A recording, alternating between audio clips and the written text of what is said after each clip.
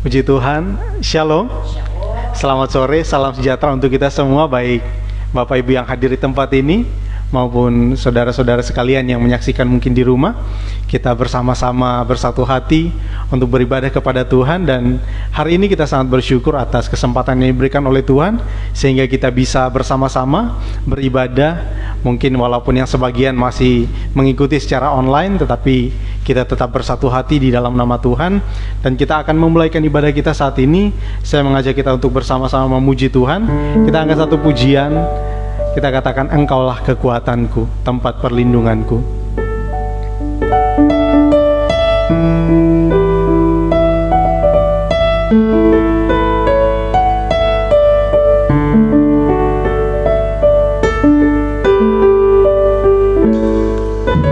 Engkaulah kekuatanku, tempat perlindunganku. Saat badai menerpa, aku tak akan goyah. Aku tak akan goyah, sebab Kau sertaku. Sekali lagi katakan, Engkaulah kekuatanku. Engkau kekuatanku, tempat perlindunganku. Saat badai menerpa, aku tak akan goyah. Aku tak akan goyah, sebab Kau sertaku. Katakan, sejauh langit dari bumi, sejauh langit dari bumi, begitu besarnya kasih-Mu.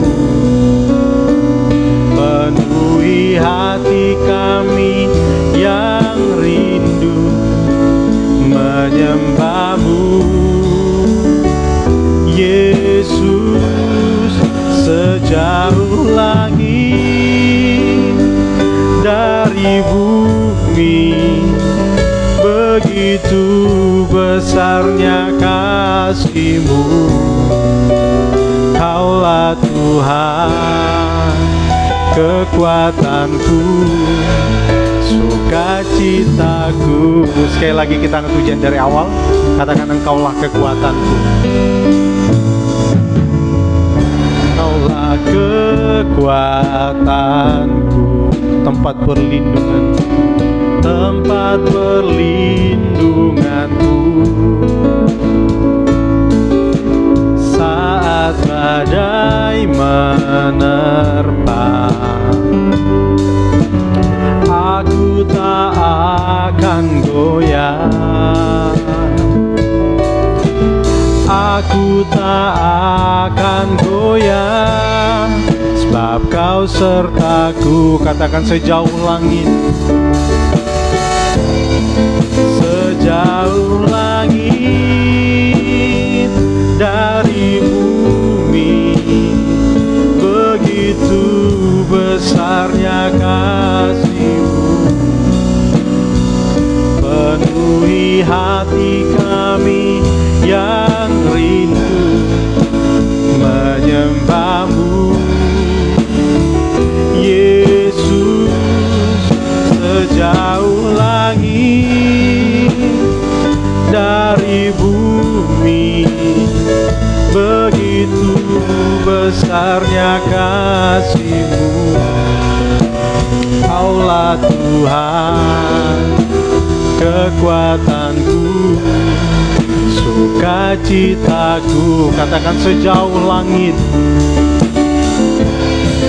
sejauh langit dari bumi, begitu besarnya kasih-Mu. penuhi hati kami yang rindu menyembah-Mu. Yesus, sejauh langit dari bumi, begitu besarnya kasih-Mu. Kaulah Tuhan, kekuatanku, sukacitaku. Kaulah Tuhan, Kaulah Tuhan, kekuatanku, sukacitaku. Mari kita satu hati, kita berdoa. Bapa di surga, Engkaulah sumber kekuatan kami, Engkaulah sumber sukacita dalam kehidupan kami ya Tuhan. Terima kasih, kami sangat bersyukur kepada-Mu ya Bapa atas kesempatan yang Kau berikan kepada kami, sehingga hari ini Tuhan kami dapat berkumpul bersama-sama di tempat ini untuk memuji, memuliakan nama-Mu Tuhan, untuk beribadah, untuk mendengarkan firman-Mu Tuhan yang berhadirat atas kami, menguasai setiap kami ya Tuhan, baik kami yang ada di tempat ini maupun saudara-saudara kami yang menyaksikan secara online Tuhan. Kami tetap berdoa biarlah Tuhan juga berhadirat atas mereka.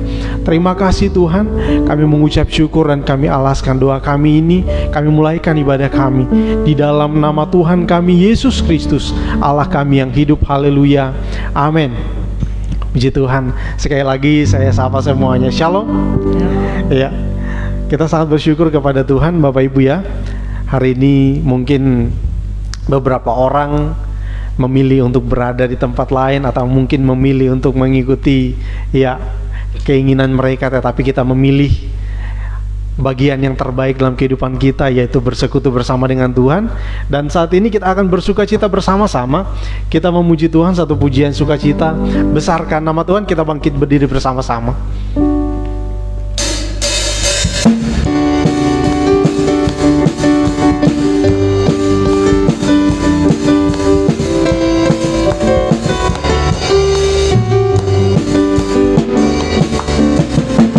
Besarkan nama Tuhan, pujilah Dia, kemurahannya besar, tiada terkira. Aku tak dapat balas betapa besar kasih-Nya. Oh, besarkanlah namanya. Sekali lagi, besarkan nama Tuhan.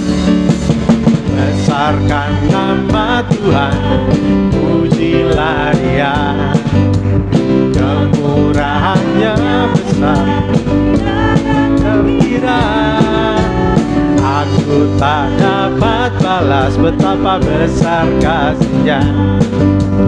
Oh, besarkanlah namanya. Katakan Tuhan yang ajaib, Tuhan yang ajaib, Tuhan yang kuasa, Tuhan yang menolong hidupku, Tuhan yang ajaib, Tuhan yang kuasa, jiwaku ditebus oleh-Nya. Sekali lagi, besarkan nama Tuhan, besarkan nama Tuhan, pujilah Dia, amin. Kemurahannya besar, tiada terkira. Aku tak dapat balas betapa besar kasih-Nya. Oh, besarkanlah namanya. Tuhan yang ajaib, Tuhan yang ajaib, Tuhan yang kuasa, Tuhan yang menolong hidupku,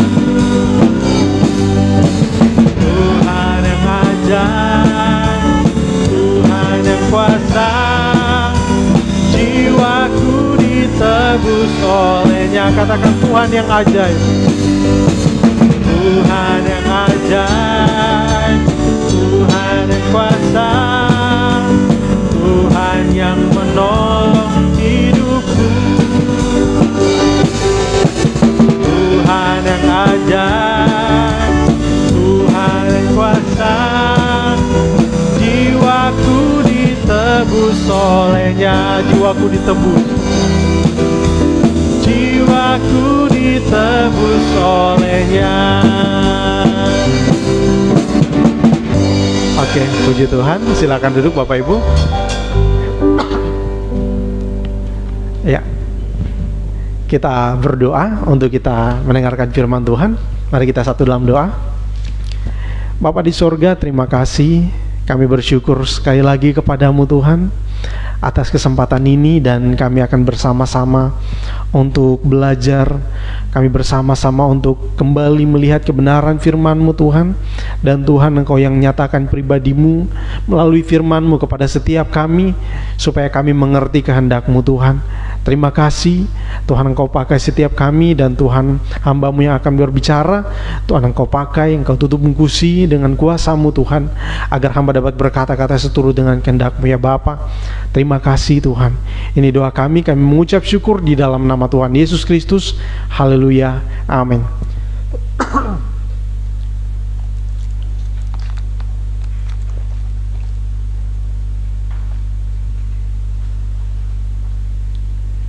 Oke. Baiklah Bapak Ibu Saudara sekalian, satu kesempatan yang begitu indah kita bisa berkumpul bersama-sama. Walaupun seberapa kita yang ada ya masih bisa dihitung dengan jari di tempat ini ya. Tidak tahu berapa yang saat ini menyaksikan, tapi saya akan percaya bahwa ketika kita bersama-sama bersekutu di dalam nama Tuhan, Tuhan hadir di tengah-tengah kita. Bapak Ibu yang dikasihi oleh Tuhan, minggu lalu kita sudah memulai ibadah PA kita dengan tatap muka ya. Dan satu pembahasan yang begitu luar biasa, kita telah belajar tentang Yesus, di mana Yesus itu dicobai di padang gurun ya, dibawa oleh roh dan dicobai oleh iblis. Ini suatu perbincangan juga yang bagaimana sih Tuhan itu kok bisa, tuh Allah sendiri yang membawa Yesus untuk dicobai. Bagaimana sih, kita sudah belajar banyak dan kita melihat bahwa betapa pentingnya juga bagi kita untuk mempelajari hal ini. Saya yakin percaya bahwa setiap hal, segala sesuatu yang dinyatakan oleh firman Tuhan itu adalah sesuatu yang berguna bagi kehidupan kita sebagai orang percaya. Kalau di dalam kitab Ibrani dikatakan dia yang telah menang atas pencobaan melalui pencobaan, sehingga dia menjadi bisa memberikan kesaksian kepada kita bahwa kita pun mampu untuk melewati pencobaan itu. Nah, Bapak Ibu, ketika kita belajar tentang pencobaan, di sini saya buat tema menang atas pencobaan. Kita masih tetap masih melihat sedikit ya di dalam Matius pasal yang ke-14, maksud yang keempat, pasal yang keempat, Matius pasal yang keempat, ayat yang pertama sampai ayat yang ke-11.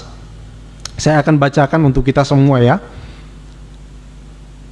Matius 4 ayat 1 sampai ayat yang ke-11. Ya. Kita jangan bosan untuk baca firman Tuhan ini ya. Walaupun mungkin sudah sering kita baca dan sudah beberapa kali di dalam PA disampaikan firman Tuhan ini, tapi saya akan percaya firman Tuhan itu adalah firman yang hidup. Mari kita baca pencobaan di padang gurun. Maka Yesus dibawa oleh roh ke padang gurun untuk dicobai iblis. Dan setelah berpuasa 40 hari dan 40 malam, akhirnya laparlah Yesus. Lalu datanglah si pencoba itu dan berkata kepadanya, "Jika engkau anak Allah, perintahkanlah supaya batu-batu ini menjadi roti." Kesempatan yang sangat menarik ketika iblis melihat Yesus sedang lapar ini, cocok ini. Itu kan banyak batu kan, kalau Yesus itu kan maha kuasa. Ayo coba tunjukkan kuasamu. Nah, kita lanjut lagi ya. Tetapi Yesus menjawab, "Ada tertulis, manusia hidup bukan dari roti saja, tetapi dari setiap firman yang keluar dari mulut Allah." Kemudian iblis membawanya ke kota suci dan menempatkan dia di bubungan bait Allah. Lalu berkata kepadanya, "Jika engkau anak Allah, jatuhkanlah dirimu ke bawah, sebab ada tertulis mengenai engkau, Ia akan memerintahkan malaikat-malaikatnya dan mereka akan menatang engkau di atas tangannya supaya kakimu jangan terantuk kepada batu." Yesus berkata kepadanya, "Ada pula tertulis, jangan engkau mencobai Tuhan Allahmu." Dan iblis membawanya pula ke atas gunung yang sangat tinggi dan memperlihatkan kepadanya semua kerajaan di dunia dengan kemegahannya. Dan berkata kepadanya, semua itu akan kuberikan kepadamu jika engkau sujud menyembah aku.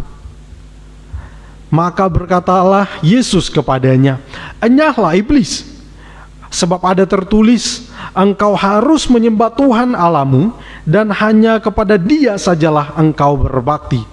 Lalu iblis meninggalkan dia dan lihatlah malaikat-malaikat datang melayani Yesus. Ya, kisah yang sangat menarik, dan ini adalah suatu peristiwa yang bukan hanya sekedar kisah dongeng atau cerita belaka, tetapi ini di sini dituliskan di dalam firman Tuhan. Artinya ini diberikan kepada kita sebagai kesaksian bagi kita bahwa pencobaan itu selalu ada di dalam kehidupan kita. Ya Bapak Ibu ya. Kalau minggu lalu kita sudah belajar tentang bagaimana Yesus itu dibawa oleh Roh, dan kita tahu bahwa latar belakangnya itu kenapa iblis lalu datang mencobai dia. Sebab iblis juga mengatakan bahwa mengenai engkau ini, karena engkau ini anak Allah, kalau engkau jatuhkan dirimu ke bawah itu nggak mungkin mati. Jangankan mati, lecet aja nggak mungkin. Nah itu yang disampaikan oleh iblis kepada Yesus, tapi Yesus tidak melakukannya. Dan kita sudah belajar juga, kita melihat bahwa untuk menang di dalam pencobaan itu, memang kita harus melihat beberapa hal Bapak Ibu ya. Kalau mungkin kita baca di dalam bacaan ini sepintas, memang kita bisa melihat bahwa di dalam pembacaan ini kita melihat bahwa ketika Yesus dicobai oleh iblis, Yesus mengatakan ada tertulis ya. Bapak Ibu, kalau mungkin di dunia orang-orang yang tidak mengenal Tuhan, ketika ada sesuatu mereka mendengar bisikan, mereka itu memiliki mungkin kekuatan-kekuatan yang ya supranatural mungkin. Ketika mereka ada mendengar sesuatu yang seperti itu ya, mereka mungkin berkata, mereka mungkin baca-baca mantra atau lain sebagainya. Tetapi di dalam Tuhan, yang dilakukan oleh Yesus, dia sebagai anak Allah, ketika dia menghadapi pencobaan, maka yang terjadi adalah ada tertulis. Kita tidak pakai mantra-mantra dunia. Dan ingat Bapak Ibu ya, kita akan lihat bahwa mengenai firman Tuhan ini, Yesus berkata ada tertulis. Ini memiliki makna yang sangat luar biasa bagi kita. Nah, minggu lalu juga kita sudah diberitahukan bahwa ada tertulis. Ketika ada pencobaan, kita akan selalu ingat, harus selalu ingat kepada firman Tuhan. Misalnya ada sesuatu yang tiba-tiba kita berkeinginan yang bertentangan dengan keinginan Tuhan, apa yang kita ingat Bapak Ibu ya? Apa yang kita ingat? Mungkin kita berpikir bahwa ketika ada sesuatu yang datang dalam kita, mungkin coba untuk memperdaya keinginan kita, mungkin bagian orang mungkin berpikir bahwa ini kesempatan yang baik ini untuk saya pergunakan ya. Jatuhkanlah dirimu, mungkin pada waktu suruhlah batu-batu itu menjadi roti. Lapar ini, iblis, dia tidak tahu saya ini siapa, ya. Dia tidak tahu, saya ini kan anak Allah. Kalau Yesus berpikir demikian Bapak Ibu, bisa saja, tidak ada yang mustahil.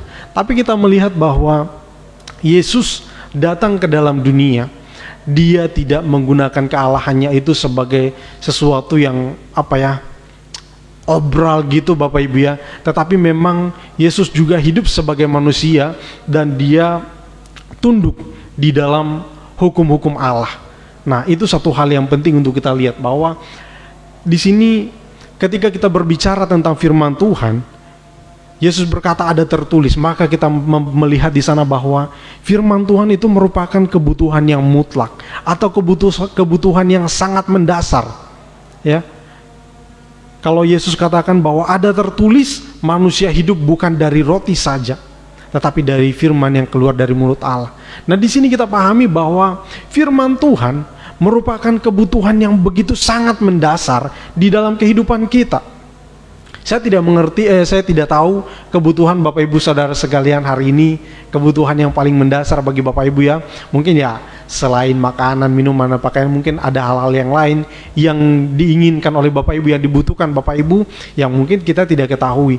Tetapi di sini yang saya ingin katakan bahwa di dalam segala sesuatu, firman Tuhan ini harus menjadi hal yang mutlak untuk selalu ada di dalam kehidupan kita. Jangan sampai firman Tuhan itu terlewatkan dalam kehidupan kita, ya. Firman Tuhan itu harus menjadi sesuatu yang selalu kita butuhkan, ya. Kalau iblis tadi menawarkan Yesus, bukan berarti Yesus itu nggak butuh makan, bukan Bapak Ibu ya. Justru dalam keadaan seperti itu Yesus sangat butuh makanan, ya, karena dia sedang lapar. Tapi apa yang terjadi? Bahwa Yesus karena dia tunduk kepada hukum Allah, maka firman Tuhan itu yang diutamakan. Ada hal-hal mungkin Bapak Ibu kita berpikir bahwa ketika kita diperhadapkan pilihan, kita memilih yang mana yang kita inginkan, apakah firman Tuhan itu tetap menjadi prioritas dalam kehidupan kita atau tidak, ya? Kita tetap memilih untuk taat kepada firman Tuhan atau tidak. Ketika kita diperhadapkan dengan pilihan yang bertentangan, yang mungkin itu pilihan itu sangat sesuai dengan keinginan kita, kita sangat menginginkan, tetapi di satu sisi itu bertentangan dengan kehendak Tuhan. Kita memilih yang mana Bapak Ibu ya.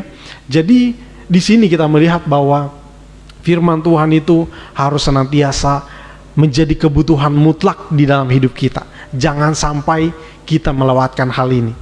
Kalau sampai firman Tuhan itu sudah tidak menjadi kebutuhan yang mendasar kita, maka saya yakin ya kita sendiri mungkin merasakanlah ada hal-hal yang mungkin yang datang untuk menggoda kita, hal-hal yang mungkin datang untuk ya mencobai kita. Itu pasti akan mudah bagi kita untuk jatuh atau terjerumus atau mengikuti keinginan tersebut. Tetapi ketika firman Tuhan kuat di dalam kita, selalu menjadi bagian dalam kehidupan kita, maka kita akan senantiasa menjadi orang yang kuat. Ya, itu sangat yakin Bapak Ibu, harus kita senantiasa yakin bahwa firman Tuhan menjadi kebutuhan yang mutlak bagi kita. Tapi ingat Bapak Ibu ya, firman Tuhan itu bukan jimat, ya, bukan sebagai mantra yang memberikan kekuatan kepada kita. Ketika seperti minggu lalu juga kita sudah dengarkan ketika mungkin ada orang mungkin dikatakan, oh tiba-tiba ada gangguan dari kuasa kegelapan, mungkin tiba-tiba kita lewat, kita berdiam seorang diri, mungkin tiba-tiba ada yang lewat seperti itu mungkin dia, ini mungkin Bapak Ibu ya. Terus tiba-tiba kalau orang-orang yang lain dengan kepercayaan yang lain itu langsung bacakan ayat-ayat dia berkaitan dengan kitab suci mereka. Tapi kita berbeda dengan orang-orang demikian, ya. Ketika kita menghadapi masalah atau mungkin ada godaan atau hal-hal yang mungkin membuat kita itu jauh atau mungkin hal-hal itu yang ya menggoda kita, maka di sini kita lihat bahwa firman Tuhan itu bukanlah mantra. Kalau misalnya Bapak Ibu ya tiba-tiba kita sedang di dalam keadaan yang sulit, ya, terus mungkin kita bingung mau ngapain, lalu kita mengatakan ada tertulis begini-begini dan begitu. Kalau kita hanya mengatakan demikian, itu nggak ada gunanya Bapak Ibu ya. Tetapi bagaimana kita mengambil komitmen untuk mengikuti apa yang tertulis itu, ya, untuk hidup menurut apa yang telah tertulis di dalam kitab suci itu. Jadi bukan kita memperkatakan apa yang di dalam situ lalu hidup kita menjadi baik, lalu hidup kita ada masalah kita bisa lewati begitu saja, bukan Bapak Ibu ya. Tapi ketika di mana ada masalah dalam kehidupan kita, kita mengikuti apa yang telah difirmankan oleh Tuhan, itu yang benar, ya. Bukan ada masalah lalu kita mengatakan ada tertulis jangan engkau mencobai Tuhan Allahmu, nggak ngefek Bapak Ibu ya, nggak ngefek. Itu nggak ada gunanya. Iblis nggak akan lari. Iblis juga bilang pakai ayat Alkitab kok. Sebab tadi dikatakan di dalam ayat yang ke-6 itu dikatakan bahwa mengenai engkau ia akan memerintahkan malaikat-malaikatnya untuk menantang engkau supaya kakimu jangan terantuk kepada batu. Itu ayat Alkitab Bapak Ibu ya. Nah, kalau Bapak Ibu itu bisa Bapak Ibu baca di dalam Mazmur ya. Itu ayat Alkitab, Mazmur pasal yang ke-91 ayat 11 ya. Jadi Bapak Ibu, di sini yang kita perhatikan adalah bahwa firman Tuhan itu atau ayat Alkitab itu bukan mantra atau bukan jimat. Saya pernah bertemu dengan ada orang, ya sebenarnya dia itu paranormal Bapak Ibu ya. Ya, tergolong paranormal ya. Dan dia itu ketika dia menyembuhkan orang, maksudnya ketika dia diundang untuk untuk menyembuhkan orang yang sakit, tahu Bapak Ibu caranya bagaimana? Dia itu menggunakan ayat Alkitab. Ada doa Bapa kami, ditulis di kertas, lalu kemudian itu aku nggak tahu gimana caranya, lalu ditaruh di air dan orang itu disuruh minum. Tidak demikian Bapak Ibu ya, itu sangat konyol ya, itu lucu.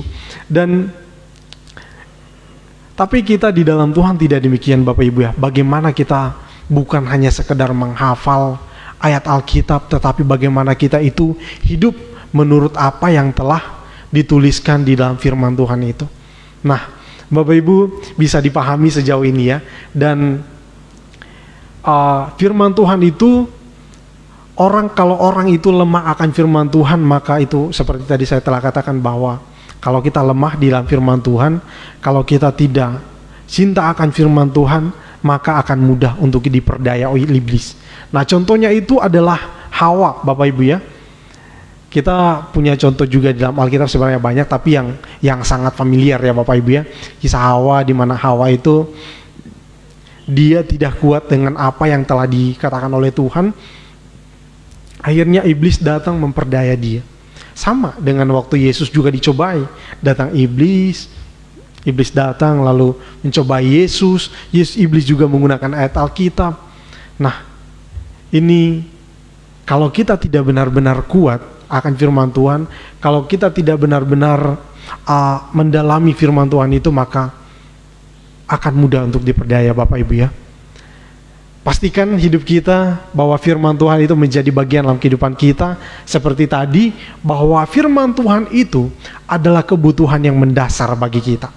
Tidak peduli Bapak Ibu punya kebutuhan apa hari-hari ini, seperti apa kebutuhan itu, tapi jangan lupa firman Tuhan itu adalah hal yang mutlak, yang senantiasa kita butuhkan setiap hari. Iblis itu dikatakan, kalau Bapak Ibu baca tentang kisah ini di dalam kitab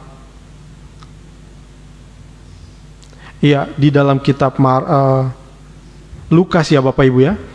Di dalam kitab Lukas itu di sana dikatakan bahwa ketika iblis itu dia melihat tidak ada kesempatan, dia itu tidak mungkin menang di dalam kesempatan itu, dia undur diri, lalu dia menunggu kesempatan yang lain.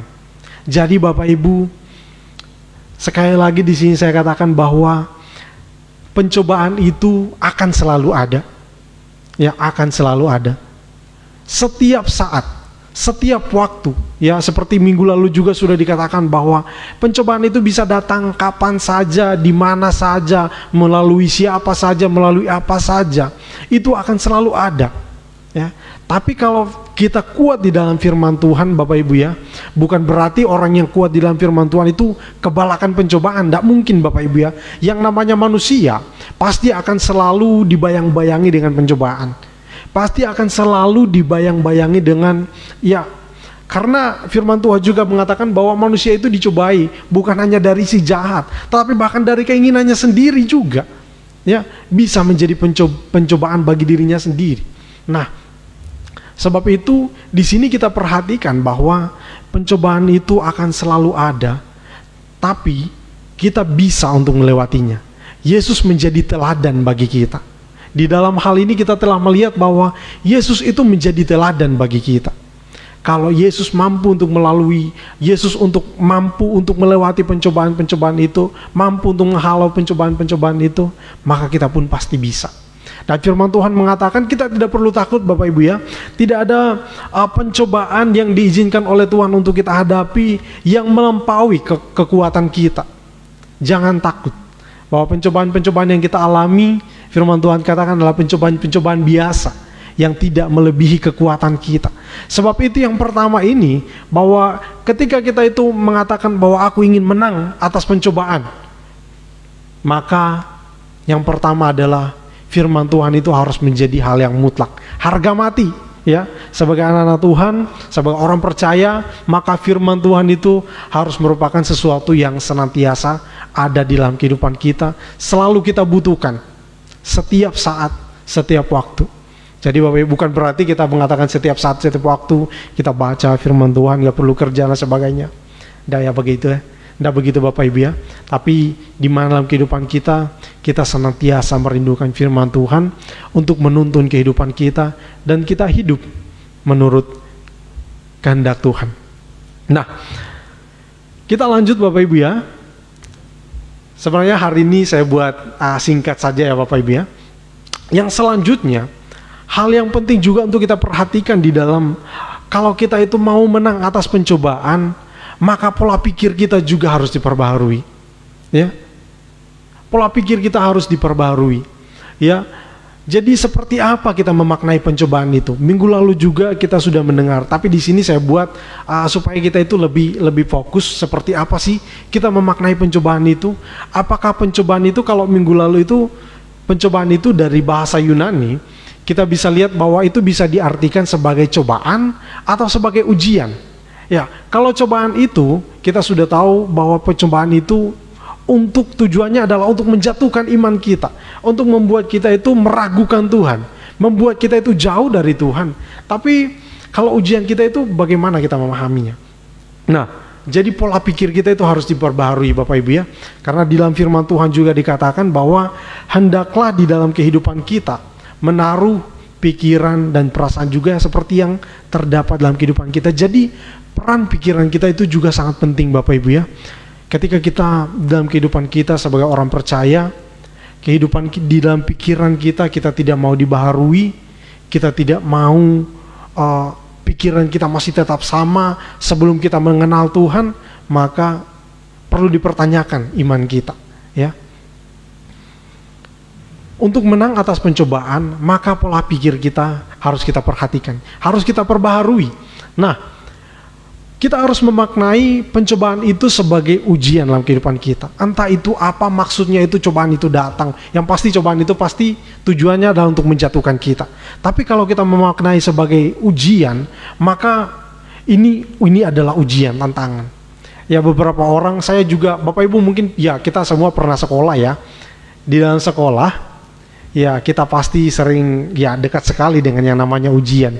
Setiap akhir semester atau mungkin ada ujian-ujian kecil, kita pasti pernah menghadapi hal-hal yang demikian. Tetapi di sini kita lihat bahwa wah, ada semangat di sana Bapak Ibu ya. Setelah ujian ini selesai, saya nanti akan dapat nilai yang bagus mungkin, atau pasti akan naik kelas ya.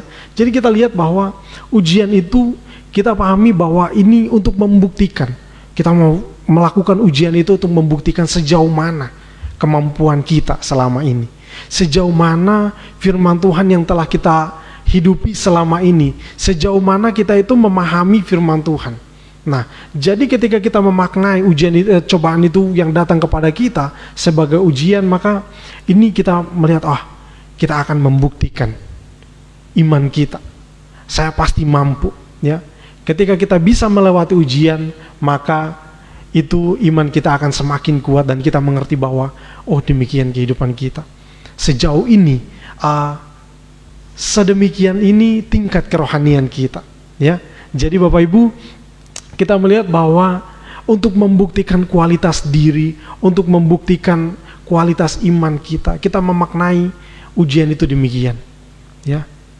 Terus yang selanjutnya bahwa kita memaknai bahwa ujian itu sebagai cobaan itu sebagai ujian yang membawa kita kepada peningkatan iman kita, ya, atau naik level menuju kepada kesempurnaan.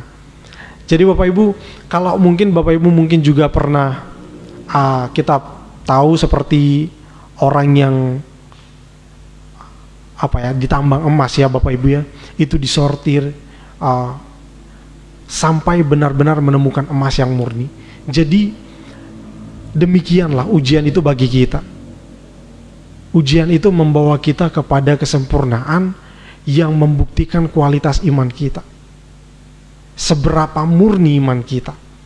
Di sana kita temukan kalau hidup itu, Bapak Ibu ya, kita tidak akan ada peningkatan kalau hidup itu tanpa tantangan. Kalau hidup itu tanpa ujian.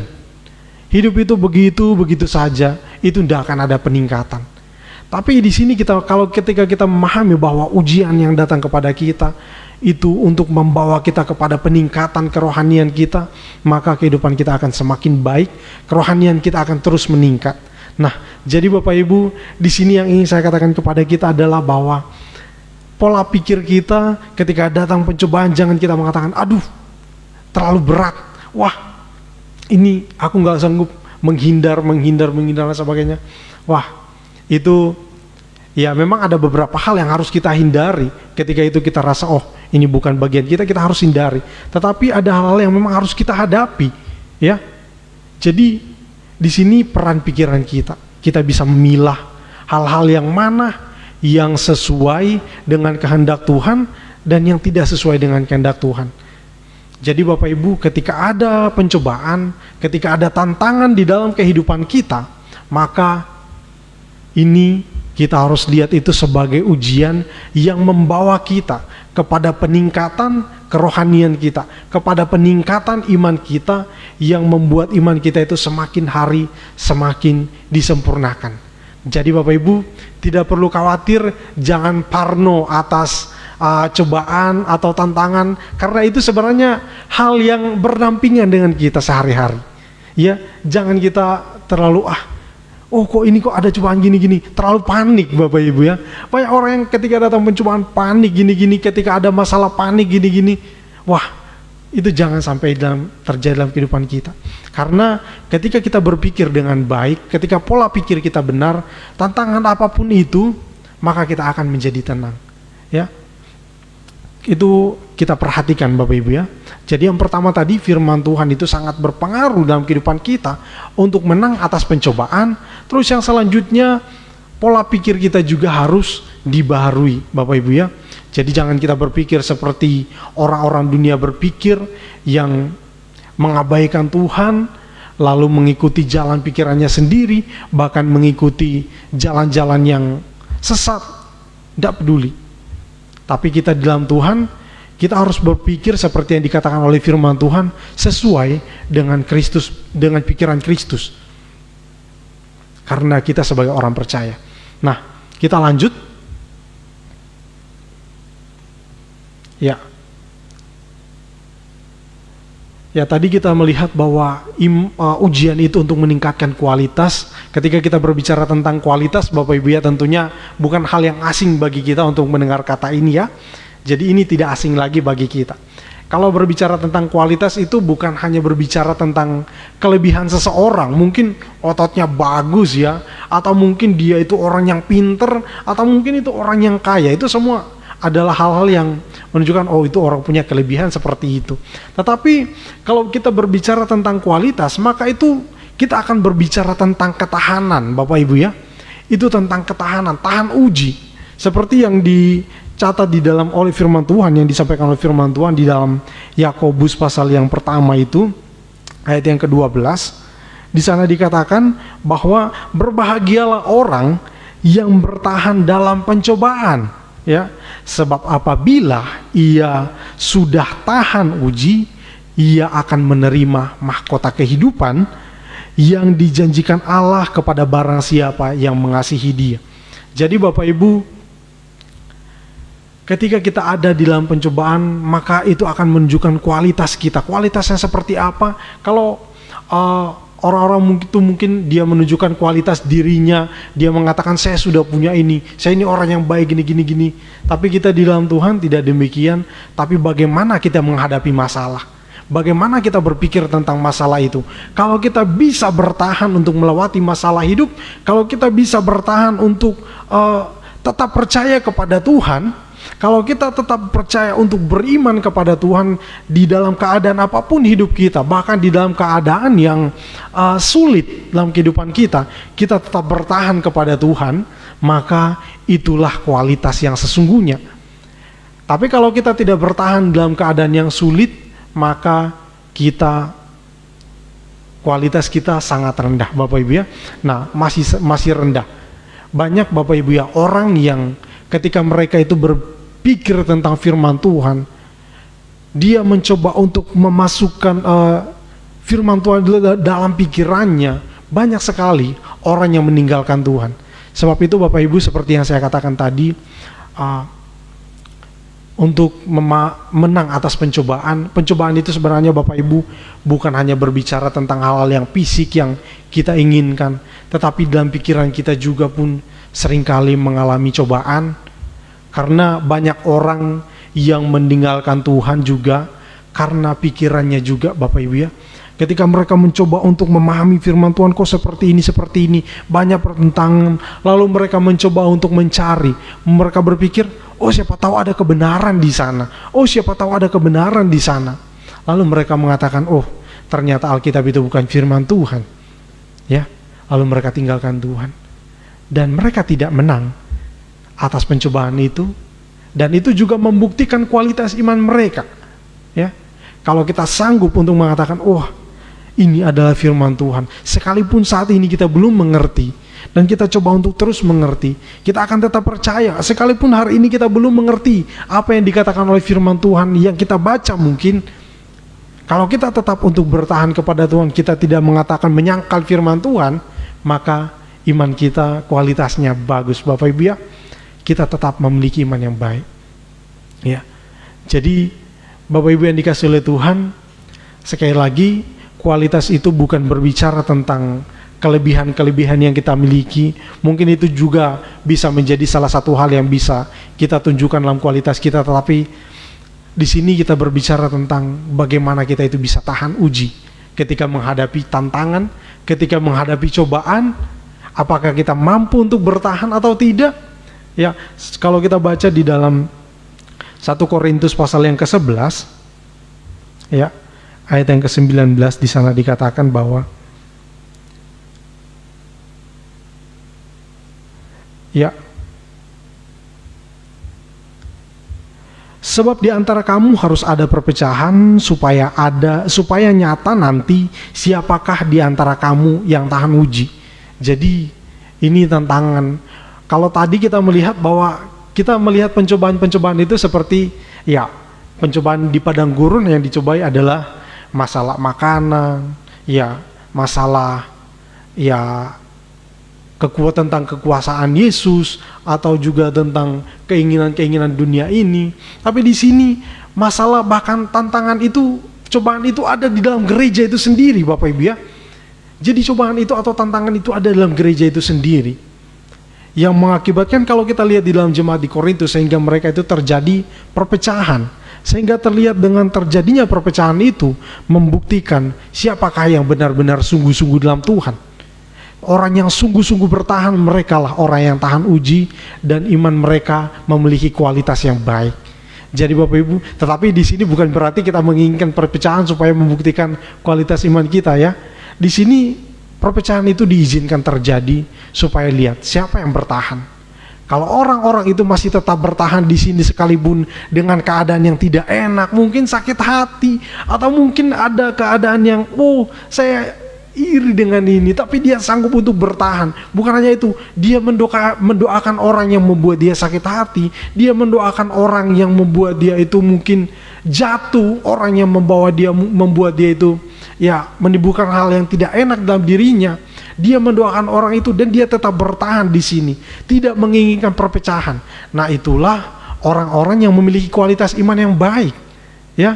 Jadi Bapak Ibu, inilah yang saya katakan tentang kualitas, bahwa bukan hanya sekedar menunjukkan kelebihan kita, tetapi kemampuan kita untuk bertahan di dalam keadaan-keadaan sulit dalam kehidupan kita. Mungkin juga di dalam keluarga, di dalam pergaulan kita mungkin, ya. Kita tetap bertahan untuk tetap setia kepada Tuhan, sekalipun keadaan di sekitar kita, atau mungkin di dalam rumah kita, atau mungkin di dalam pergaulan kita, membuat kita itu mungkin merasa ini dan sebagainya, sesuatu perasaan yang tidak enak. Tapi kalau kita tetap bertahan di dalam Tuhan, maka kualitas iman kita bertumbuh di dalam Tuhan. Jadi Bapak Ibu, sekali lagi jangan kita takut ya, Karena pencobaan-pencobaan yang kita alami adalah pencobaan-pencobaan biasa yang tidak melebihi kemampuan kita. Jangan takut Bapak Ibu ya. Kita lanjut sedikit lagi Bapak Ibu ya. Ya, ini seperti tadi yang saya sudah singgung, bahwa ketika kita memaknai pencobaan itu sebagai ujian, maka itu kita akan melihat itu sebagai tantangan untuk naik level. Ya, kalau tadinya Bapak Ibu ya, kita mungkin pernah bertemu dengan orang yang lebih baik hidupku kayak gini ketimbang kayak gitu, nanti susah gini dan sebagainya. Jadi jangan terkecoh dengan hal yang demikian. Masa Bapak Ibu sekolah ndak mau menghadapi ujian, terus tinggal di kelas 1 aja terus, saya takut ujian, saya ndak mau ujian, nanti takut nanti kelas 2 itu makin berat nanti pelajaran dan sebagainya. Mending di kelas 1 aja selamanya. Jadi tidak mungkin demikian Bapak Ibu kan ya. Di sini kita lihat bahwa pencobaan itu sebagai ujian. Kita memaknainya sebagai ujian, sebagai tantangan untuk naik level. Ya, tantangan untuk naik level. Sebab itu di dalam 1 Petrus 1 ayat yang ke-7 Bapak Ibu ya.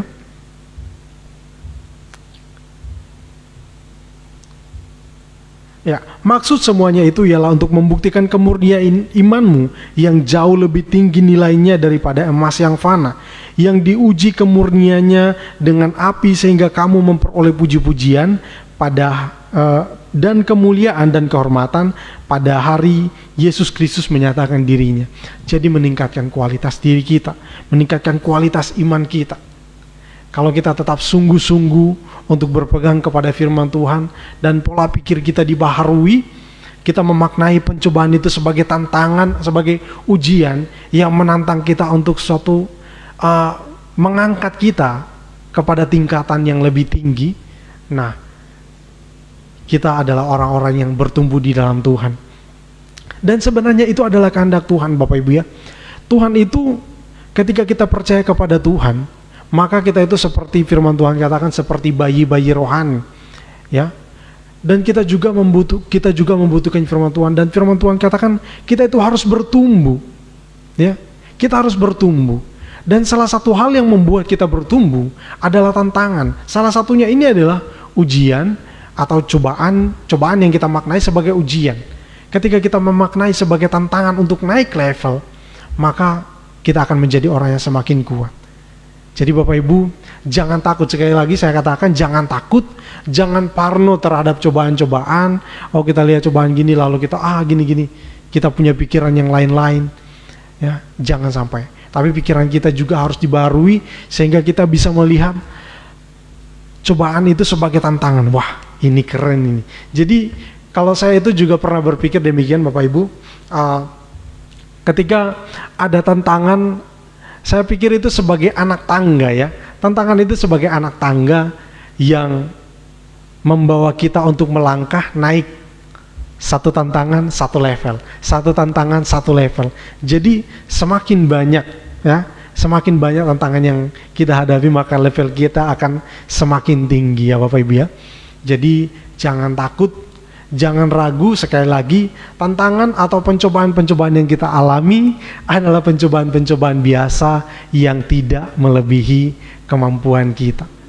Jadi Bapak Ibu, tetap tekun di dalam Tuhan. Karena pencobaan atau ujian atau tantangan yang kita hadapi itu adalah sesuatu hal yang mengikis atau menyingkirkan hal-hal yang tidak berguna dalam kehidupan kita. Ada tantangan, kita akan melihat, oh hal ini tidak berguna, oh hal ini ternyata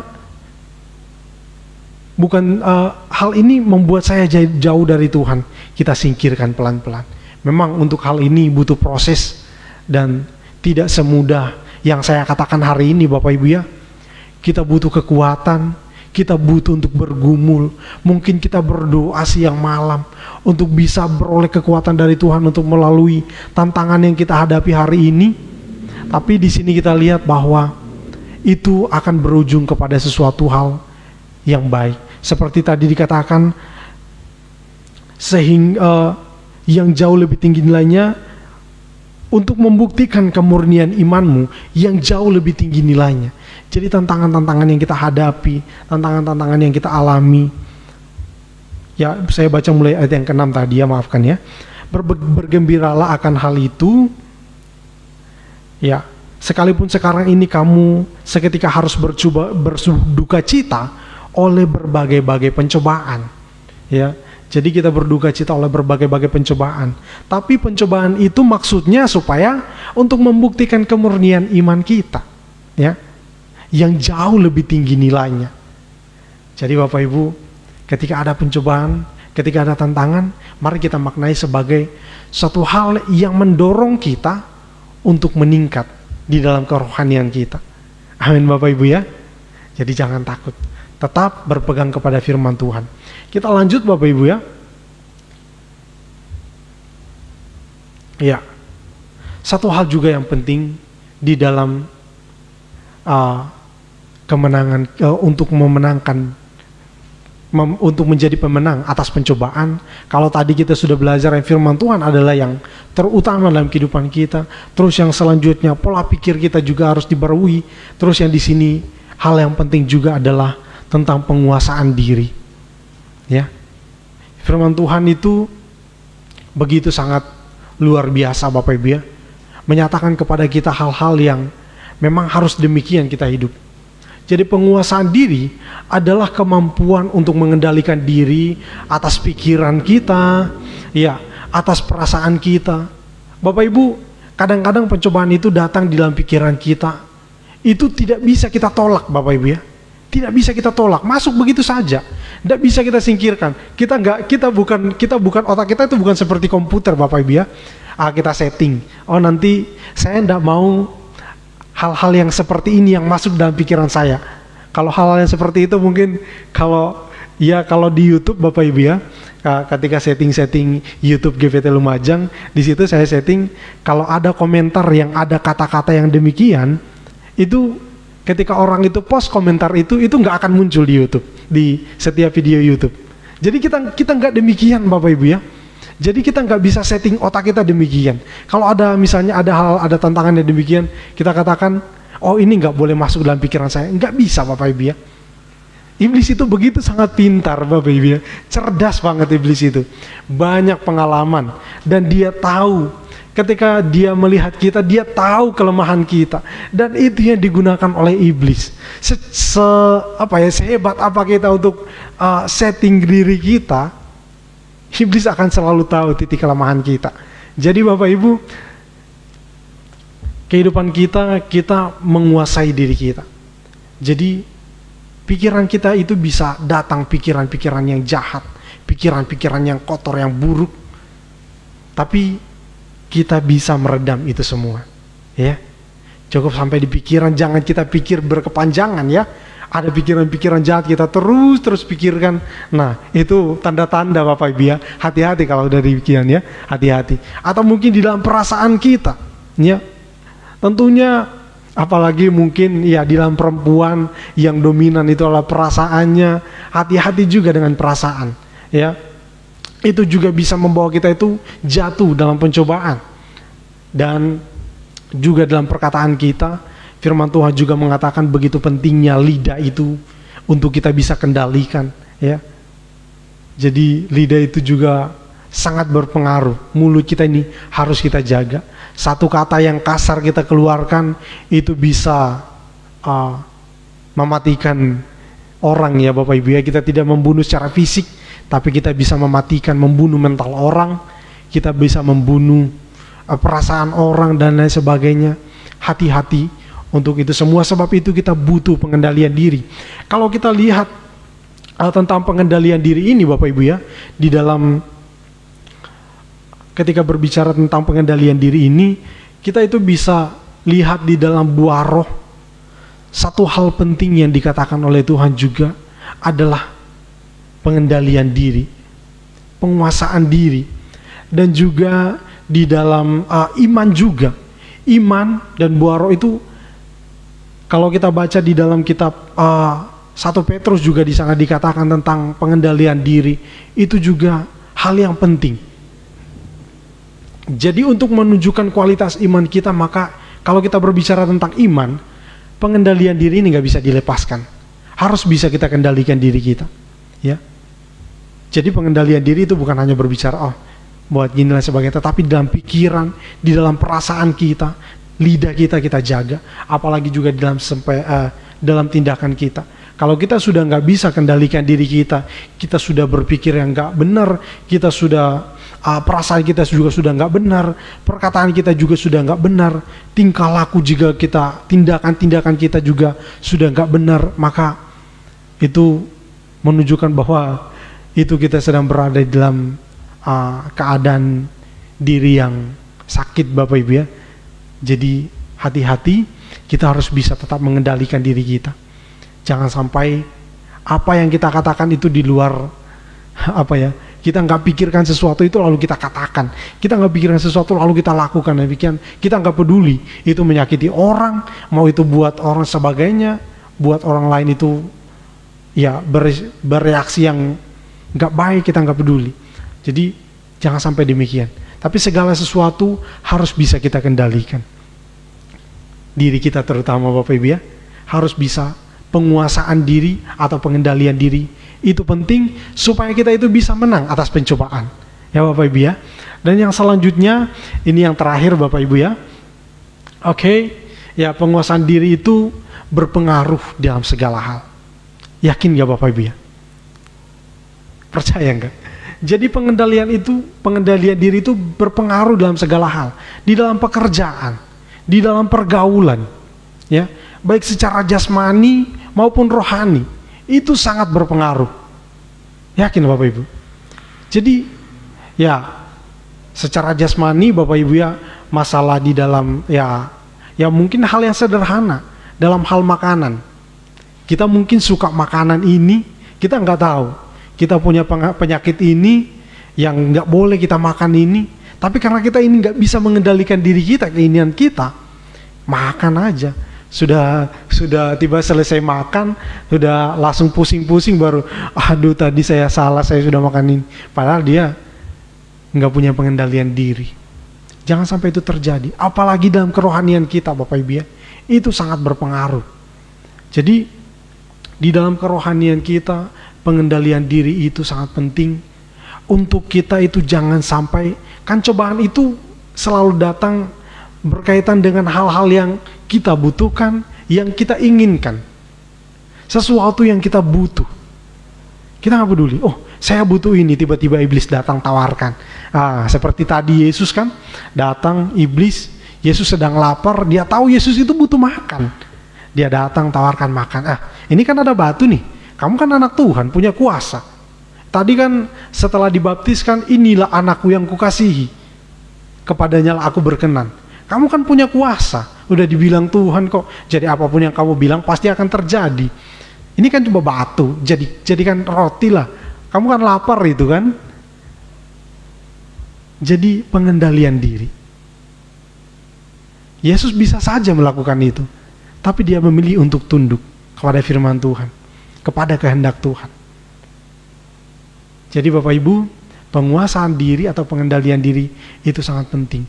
Dan juga di dalam pertumbuhan iman kita secara rohani, kalau kita nggak bisa mengendalikan diri kita, nggak bisa menguasai diri kita, nggak bisa menguasai emosi kita, ya kalau udah emosi kita membabi buta, Bapak Ibu, jangan sampai ya, jangan sampai. Tapi kita harus bisa meredam segalanya, mengendalikan pikiran kita. Ada pikiran-pikiran yang jahat, kita bisa kontrol itu semua. Ada pikiran-pikiran yang buruk, ada perasaan, bahkan kita punya keinginan untuk melakukan hal-hal yang buruk, jangan sampai. Ya, kalau tadi kan iblis datang mungkin ketika kita di dalam pekerjaan mungkin, atau mungkin bukan di pekerjaan, dalam kehidupan kita bisa aja dapat tawaran, oh ini, kamu nanti lakukan ini, kamu dapat upah yang gede ya, upahnya gede segini. Tapi udah tahu, oh itu pasti akan bertentangan dengan firman Tuhan. Tapi uangnya ini besar. Kita butuh uang. Di saat yang kita butuh uang, tiba-tiba kesempatan itu datang, ya. Jadi Bapak Ibu, ini kita bisa melihat kalau kita bisa mengendalikan diri, maka kita masih bisa akan berpikir ini nggak sesuai dengan kehendak Tuhan, kita tolak. Ini sesuai dengan kehendak Tuhan, kita terima, kita lakukan. Amin Bapak Ibu ya. Jadi sekian yang saya sampaikan kepada Bapak Ibu Saudara sekalian, ingat bahwa untuk menang atas pencobaan, maka kita harus menggunakan firman Tuhan, harus hidup menurut firman Tuhan. Jadi firman Tuhan itu tidak kita gunakan sebagai mantra atau sebagai jimat, tapi kita gunakan itu untuk menuntun kita di dalam perilaku kita dan lain sebagainya, supaya kita itu tetap berkenan di hadapan Tuhan. Dan yang selanjutnya, pikiran kita juga harus kita jaga. Kita harus senantiasa berpikir seperti dengan yang Kristus pikirkan. Kita memaknai cobaan itu sebagai cobaan yang menjatuhkan kita, atau sebagai tantangan yang membuat kita itu meningkat kerohanian kita, atau membuktikan atau menunjukkan kita itu kualitas iman kita. Nah, itu pikiran kita. Dan selanjutnya yang terakhir tadi tentang penguasaan diri, ya. Penguasaan diri adalah hal yang penting bagi kita, karena itu sangat berpengaruh bukan hanya dalam rohani, tetapi di dalam kehidupan jasmani kita itu sangat berpengaruh. Amin Bapak Ibu ya. Sekian untuk PA hari ini. Kita akan bersama-sama memuji Tuhan sekali lagi untuk mengakhiri ibadah PA kita.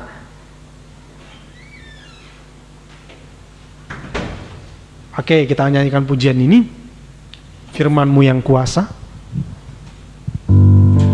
Kita sama-sama berdiri Bapak Ibu ya.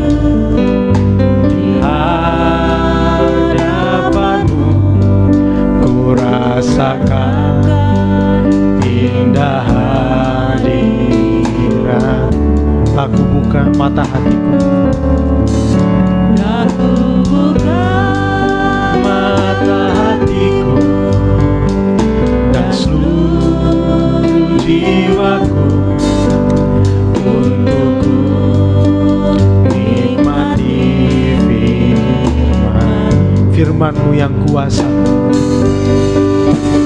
Firman-Mu yang kuasa untuk merubah sikap hati. Firman-Mu yang tegakkan di saat ku terjatuh. Penuhkanlah bejanaku dengan air sungai-Mu. Ku haus akan firman-Mu. Sekali lagi, aku datang dan ku bersujud. Aku datang dan ku bersujud di hadapan-Mu. Ku rasakan indah hadirat. Laku buka mata hatiku, laku buka mata hatiku, dan seluruh jiwaku untuk ku nikmati firman-Mu yang kuasa.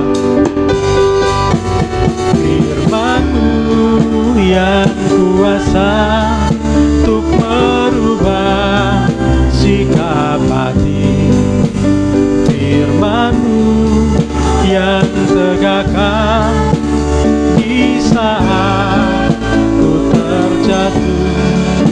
Penuhkanlah bejanaku dengan air sungai-Mu. Haus akan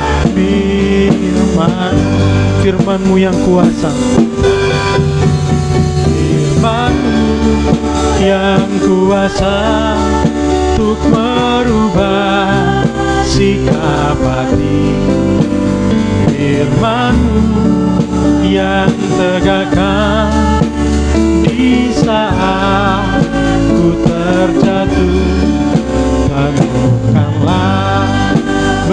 janaku dengan air sungaimu.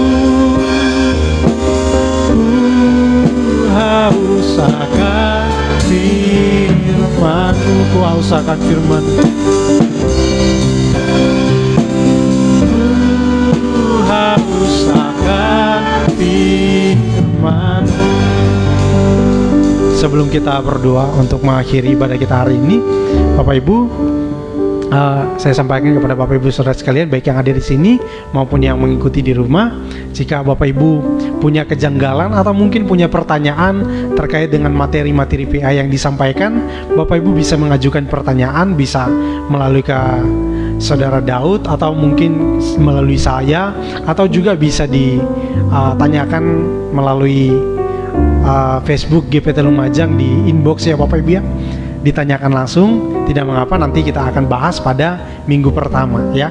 Karena minggu pertamanya itu sesinya berbeda dengan yang kita lakukan hari ini. Sesinya itu seperti ya sesi tanya jawab ya.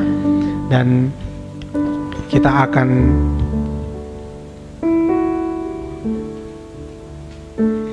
Bapak Ibu, ibadah kita berjalan seperti biasa, yaitu ada ibadah yang baru sekarang hanya ibadah PA dan ibadah raya berjalan secara tatap muka. Kita pelan-pelan supaya nggak kagok seperti itu. Yang kedua yang ingin saya sampaikan kepada kita semua, bahwasanya Bapak Gembala kita baru saja ke Surabaya dan tidak bisa hadir di tempat ini karena Bapak Gembala dan Ibu Gembala juga ternyata akan melakukan operasi. Kita doakan bersama-sama, hari Sabtu operasinya, namun tadi cek dan juga mungkin beberapa hari ke depan juga harus cek untuk proses operasinya. Seperti itu kita doakan bersama-sama.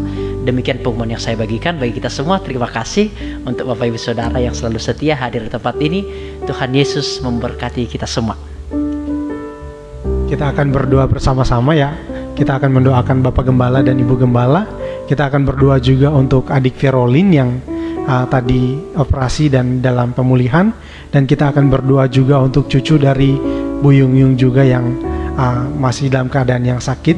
Kita akan doakan bersama-sama. Nanti doa ini mohon kesediaan Bapak Hari untuk bawa kita dalam doa sekalian menutup ibadah.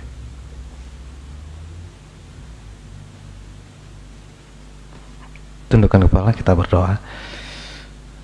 Terima kasih Tuhan, terima kasih buat waktu dan kesempatan yang indah pada kesempatan petang sore hari ini Tuhan.